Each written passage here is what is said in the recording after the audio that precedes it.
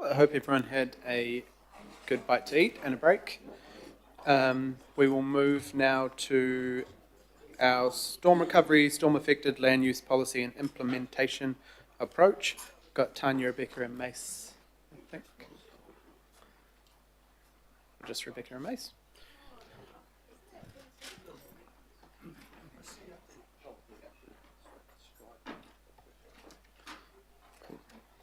Thank you both. I know I've got a presentation, so I'll let you go through that and then we'll head to some questions. But this has been also presented to Trick a couple, was it February? So we have gone through this and had workshops on it as well. So thank you. Good afternoon, everybody. So we're here to recommend the storm affected land use policy and implementation approach for adoption by the committee. So just as a brief refresh, this policy applies to residential land that has been purchased by Auckland Council due to intolerable risk to life.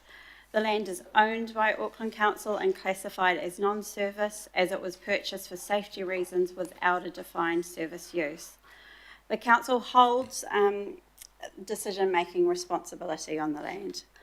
So the policy sets the outcome: storm affected properties purchased by the council will be repurposed to the best use possible that takes account of identified risk. So these principles here will guide the decision-making process in determining the best use for each site, ensuring that safety, long-term resilience and value for Auckland are a priority.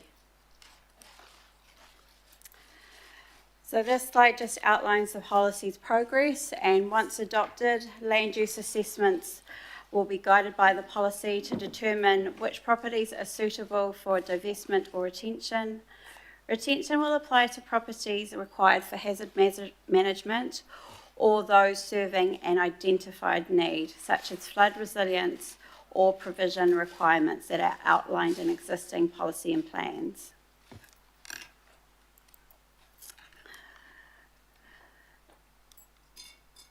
So we're proposing some changes to the draft that was presented to the TRIC committee, and this is a response to internal and local board feedback. Some of the proposed amendments are shown here, and the rest are outlined in attachment B. Most are minor changes to strengthen the policy and to improve clarity. They do not change the policy intent or approach. So just in summary, this policy will ensure that we manage risk and follow a sound process to make the best use of the land. Ngā mihi nui kia koutou, we're happy to take questions. Easy, thank you. I think, Deputy Mayor, were you saying you'd like to move? Yeah. Happy to second. Right, go to questions, if there are any. Mayor Brown? The 7 principles, I think number 3 is weak. We are asking you to maximise the returns to council. Be prudent with ratepayers' money. It is tacitly approving only losing a little bit. But I want to make it explicitly clear that you are to maximise the returns, particularly given the fact that due to the rather woefully blue sky numbers of category 3s compared to what we have to do, there's a budget hole that I don't want to prop up with rates. So I'm going to propose that you make 3 maximise returns. And and you've got to be careful. I don't want this to become a process whereby every local board thinks it's going to get another free domain. It is not. So if the local boards want them, they buy them. It has to go under there as well. It says we're going to use something or other, local board somewhere or other. I just saw you said something about local boards. It's up here. Local board plans and other documents. This is not a free-for-all for local boards. If local boards want to buy them, they've got money. We just increase that, they buy them. If they don't want to buy them, You're so far as money's going to change hands, they don't really want them. So please, can we toughen the down? I don't want anyone to misunderstand what we're telling you to do. Okay? Thank you. Cool. Rebecca and Mace, do you want to clarify for the Mayor what is meant by that? One, on what we legally have to do. I know that you've traversed this a bit around the co-governance between local boards and governing body, but also the expectations that this isn't just going to be land used for whatever. It has to be for the regional purpose 2 years ago that we embarked on. Thank you, Mr. Chairman and Your Worship, for that direction. With local boards, we have fulfilled the statutory responsibility largely by consulting on the policy and have that feedback. In terms of, we certainly understand and are really clear about the priority to devolve the council of liability of land that we don't have to own for those hazard management purposes. And this is about a commercial return where we can safely do so.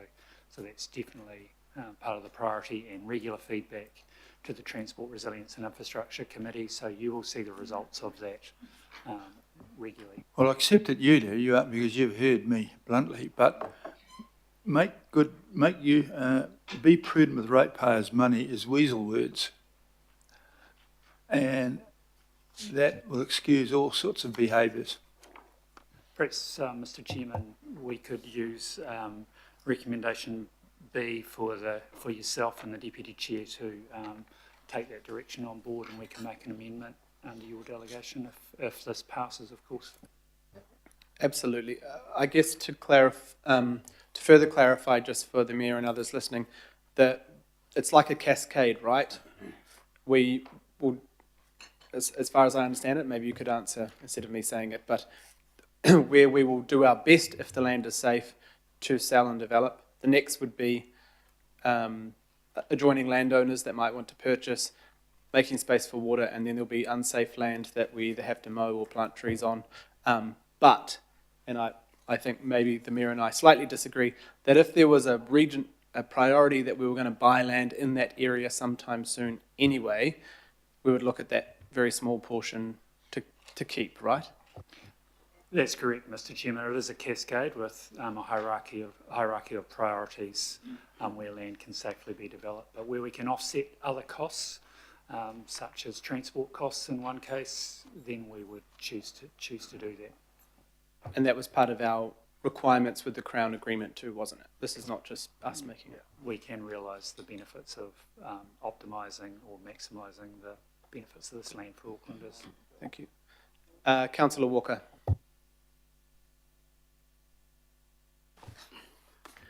I've just got a question that follows on from the Mayor, and it goes to remediation. So in a situation where remediation might be some years off, it might be some form of alternative stormwater management so that the area no longer floods, but we've got to hold the property in the meantime because it is flooding. Is that in the context of making space for water and remediation? Through you, Mr. Chairman, the simple answer is yes, we will see land held for a period, and when the benefits of the making space for water and blue-green network are realised, or ahead of that, we'll be doing planning based on modelling to look at the applying this policy to the highest and best use of that land. So just a further question with respect to that. So what I'd anticipate is there might be an interim situation where perhaps the land might have some recreational use or the like, but a clear intention at a later point in time to perhaps sell it off when it isn't so flood prone for housing or whatever, if that was appropriate at that time. So the assumption I'm making is we're making that option clear, we're keeping our options open. Correct. Thank you. Thank you. Councillor Filipaina. Thank you, Chair. Kia ora kōrua. My pātai is following the lines from the Mayor and the Chair. if the properties are category 3 and we buy them, and in some neighbourhoods you have the little pocket park that's next to them, if they have been affected as well, and the homes either side are category 3, what input do the local boards then have in regards to any, especially the purchasing of that land that is between residential homes? Now, I know in Mangere Bridge there's quite a few where you've got your property, just a little piece of land that the council has to have, and then, so what happens with that? Because I'm assuming the local board are crucial in regards to any purchasing of that land, not the dwellings. Kia ora, Mace. Kia ora, Mr Chairman. Thank you, Councillor. The local boards will have an input into that, and it depends on the primary purpose. So the primary purpose would, in that case, typically be in your ward in Mangere, hazard management for flooding. So the primary purpose might be hazard management, but 99% of the time it will be available for amenity, but you wouldn't want to build assets on that land other than horizontal assets, if that makes sense. So amenity value would be there, but at other times, it's in the extreme times of rainfall, it's for hazard management. And the reason for that in the 2 Mangere catchments, which, you know, we're celebrating the commencement of works tomorrow, is that we've done the assessments and we have a category 2C project in those 2 catchments, or a flood resilience project, and so all of the category 3 land is typically going to be for Well done to you and your team, and I know tomorrow morning there's an awesome MC, so thank you. The alternative, though, just to be plain, Councillor, is that there could be options for neighbours to buy that land where it's suitable to do so for increasing their own private open space, and coming back to that hierarchy of optimising the outcome for council. Ka pai. Thank you, Chair.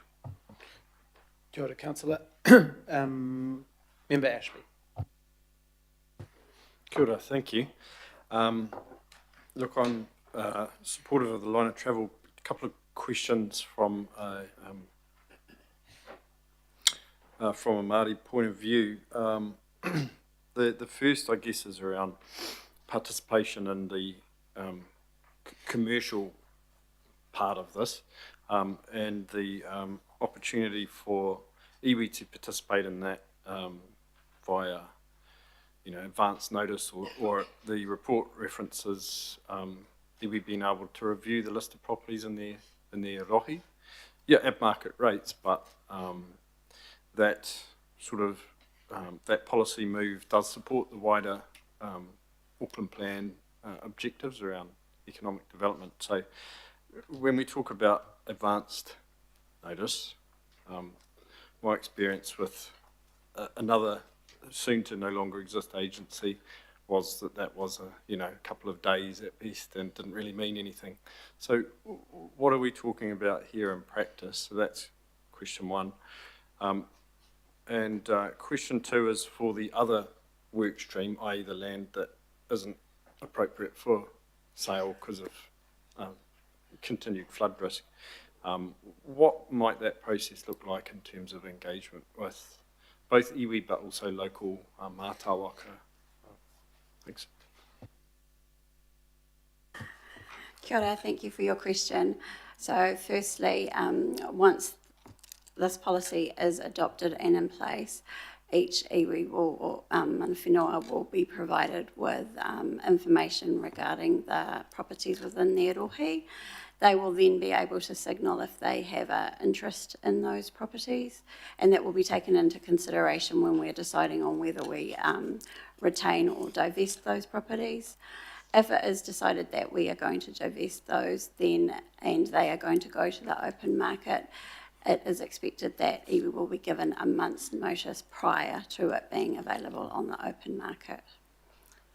Just an additional clarification, thank you, Rebecca, through you, Mr Chair, is there will be an opportunity for an acquired land request register, so there will be opportunities. Some of it could be years in advance, Member Ashby. And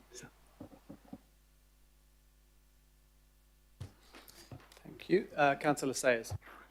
Thank you.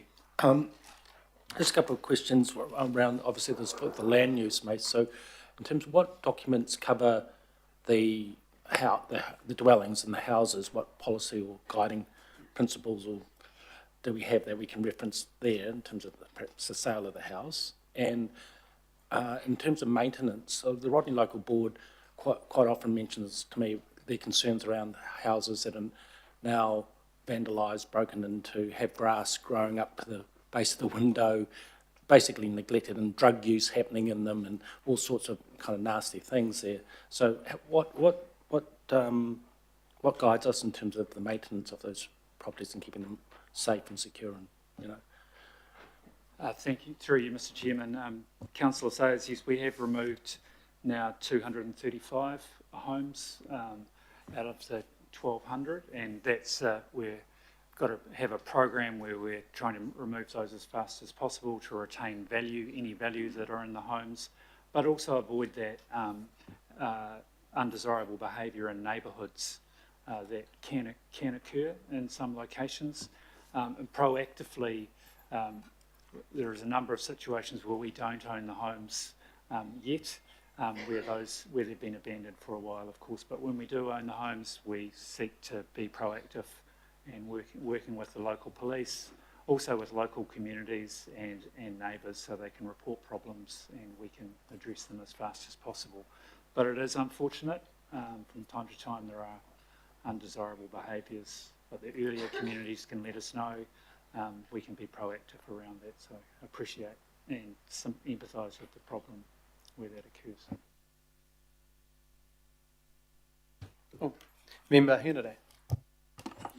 Normally, in a open market procedure, is you'd have a right of first refusal. Is there anything in there that suggests that there may be a right of first refusal to iwi?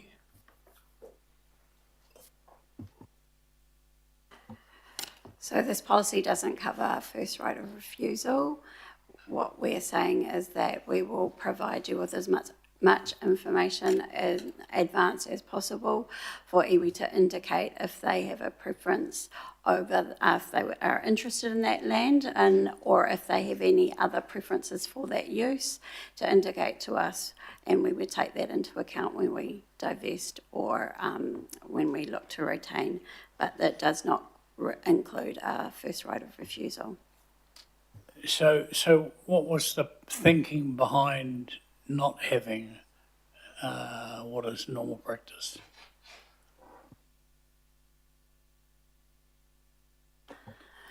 Through the Chair, my understanding is that Auckland Council is not subject to first right of refusal.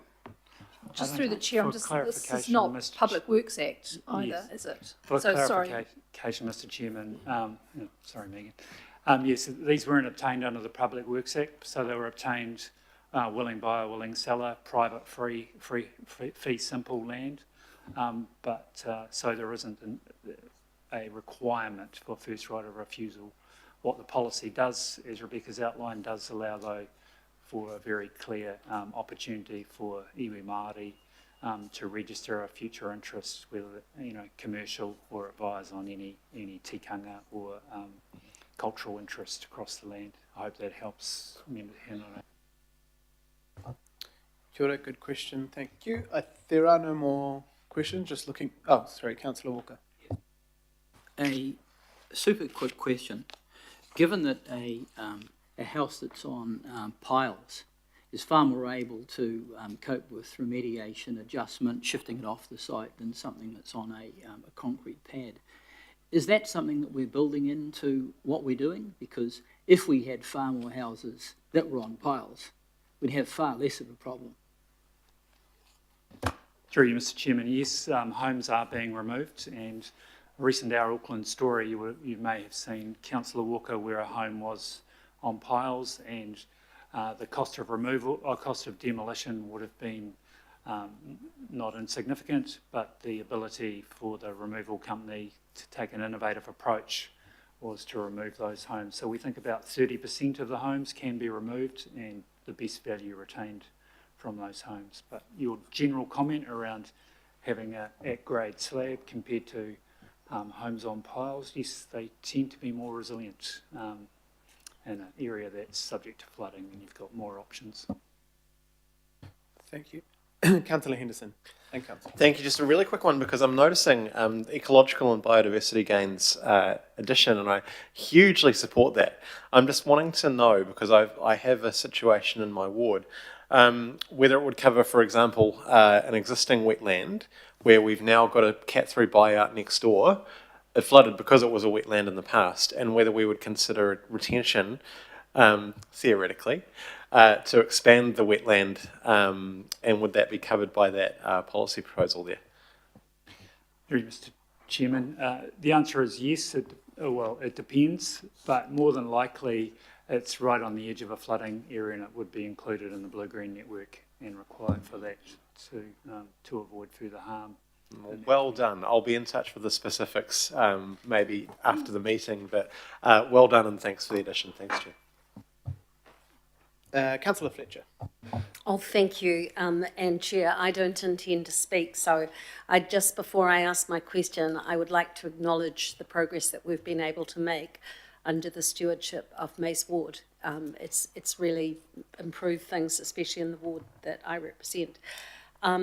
My question is, would there be some benefit, notwithstanding the Mayor's comments of the importance of actually maximising whatever dollars we can get out of this land, but I would like to know whether you could see some opportunity for the chair of our Parks Committee to be part of the delegation looking at this, to make sure that we've got alignment with what we're doing with parks and ensuring, along with the Mayor's desire, that we really look pretty closely at this financially. So would you believe that would be of assistance?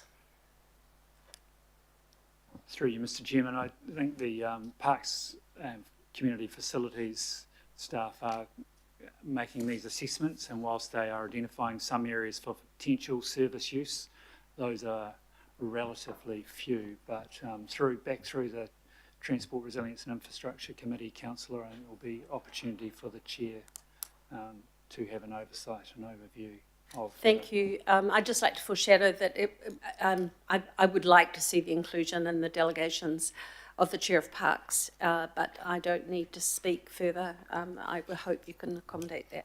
Here. Yep. Are you... So it's just for minor edits, is the item 11? I totally appreciate that, but I just think as a practice, it'd be good. Cool. Thank you. The last question, and just for people to not get confused or concerned, the land we make available for sale around making safe, the types of things you'd be doing, my understanding is, would be putting covenants that you couldn't build on certain areas, or having stronger restrictions, just because some people may get confused why we bought the property anyway if we were selling it back to the market at some time. Apologies. That's correct, Mr. Chairman. Be building back differently, and in some cases building back better, if you like. Could be quite a different development form where there's clusters of properties, and that's part of the Mayor's point, I think, about what's the best building form and the best outcome for community.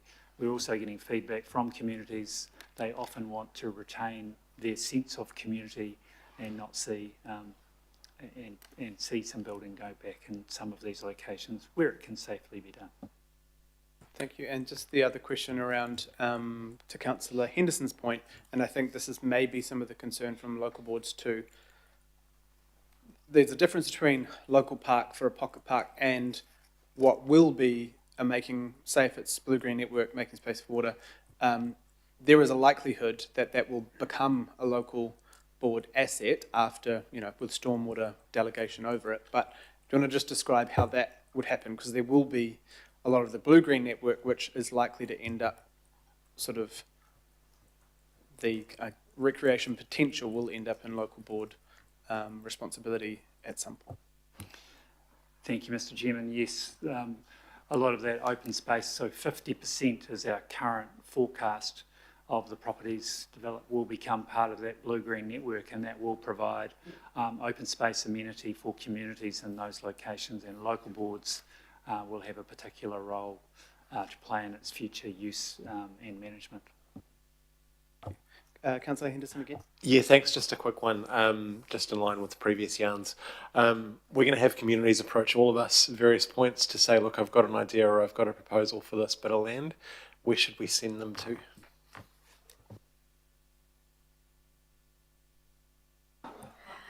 Through the chair, so we've got an acquired land request registry, so they can be sent through to the recovery office, and it gets noted on there, and that gets considered. Yes, so Councillor, if you go to our Auckland /future, you'll find that registry. Thank you. Councillor Watson, sorry. Oh, sorry. Apologies. Mr. Chair, there's no mention in this, as far as I know, around insurability.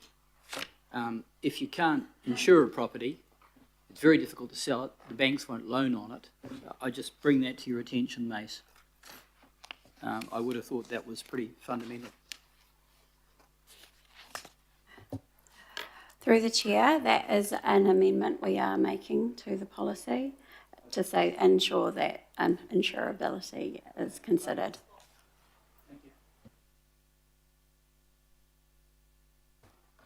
Thank you. Right, there are no more questions. Thank you. You can step back, sorry. Made that a little bit awkward. Are there any speakers to this one? Do you just want to check the move and secondary? Oh, cool.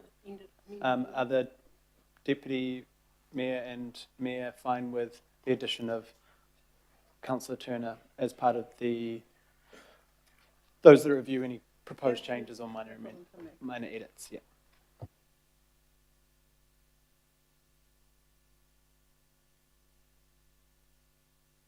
Well, qualified, yes. I mean, at the stage that the stuff's redundant, but I don't think the chair of the Parks Committee needs to be there making decisions about which ones are going to get trucked away. So at what point does that occur? Yeah, so that's not the intent. Speaking sort of out of order, and other staff have gone, Mayor. This addition of Councillor Turner is only to approve minor edits to this document. The staff will only bring land back to the Parks Committee and the Community Committee, or in the end, if there's a purchase or monetary, the Budget Committee, if there is a clear service use, so that it's not going to be not every piece of land is going to come back and go, do you want it to be a park? Because that's not what this has been set up for. My intention in the inclusion of the Chair of Parks was very much mindful of the fact that this is just about minor editorial matters. It's just about good practice. Thank you. No, thank you, Councillor. No problem. Councillor Ferry. I missed your... No, I wanted to speak to it when we get to speaking. Okay, you can speak to it. Kia ora. Excellent. Just really to so I'm really excited about where we go next with this. This has been something that the community's been asking about a lot. There have been rumours circulating, filling the vacuum, where we had not yet taken decisions on what the policy would be, for good reason, because we needed to work out what the policy would be. And now I feel like we'll be able to give the community a lot more certainty. And I think even the discussion today, the questions asked have shown hopefully some clarity for the community that the intention is not to rebuild on this land in ways that will put people in danger again, and that is the underlying principle for all of it. That if there is going to be housing here again, it will be because we have made significant improvements and we have thought very, very carefully. Just congrats to the staff and to everyone who's worked on this. Really good to see it getting the final tick today. Kia ora. Kia ora, councillor, thank you. And back to Member Ashby. Kia ora, thank you. Yeah, similarly, just wanted to acknowledge all the work that's gone in behind to get to this point. It's really important for me in particular, the communities in West Auckland and on the shore, but obviously in Mangere and other places as well. This is really important milestone to get this to this policy. So wanted to acknowledge the hard work of the team and the leadership of Mace as well. So yeah, that's all. Councillor Filipaina. Just very short whakaaro to Mace and the team, thank you. And tomorrow morning is the blessing from Te Akatai Waiuhua, and also supported by Ngāti Tamaoho tomorrow morning, and with the blue-green projects for Te Rarata and Haranea.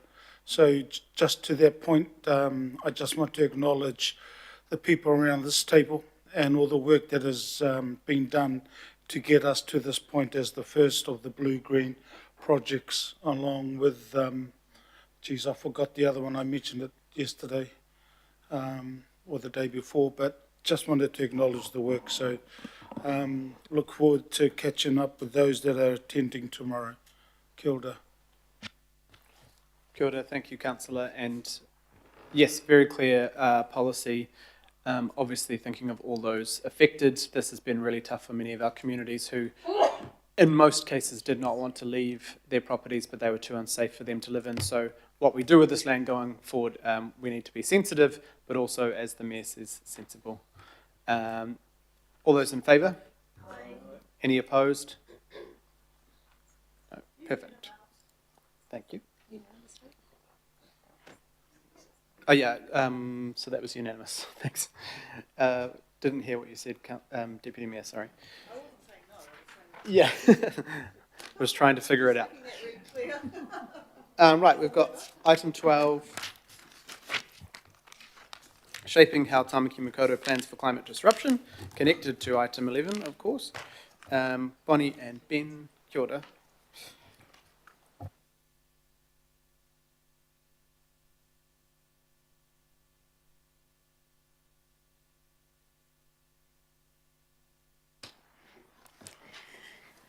Kia ora. We are here to agree a position on the National Climate Adaptation Framework and are seeking delegated authority to approve a future submission to central government on that. We have developed position statements to advocate to government. If approved, staff will use these to draft a submission when consultation is announced, and if the time frame requires, seek approval from the delegated authority. It's worth noting the council has submitted on this issue before in 2023. These position statements are consistent with that submission. Thank you, and we're happy to take any questions. Thank you. I'm happy to move. Deputy Chair, second. Are there any questions on this one? No questions? Easy, we made you wait all that time. Cool, thank you very much. Yeah, very clear on a long road of decisions leading up to this as well. So all those in favour? Any opposed? Angela and I. Right, now to item 13.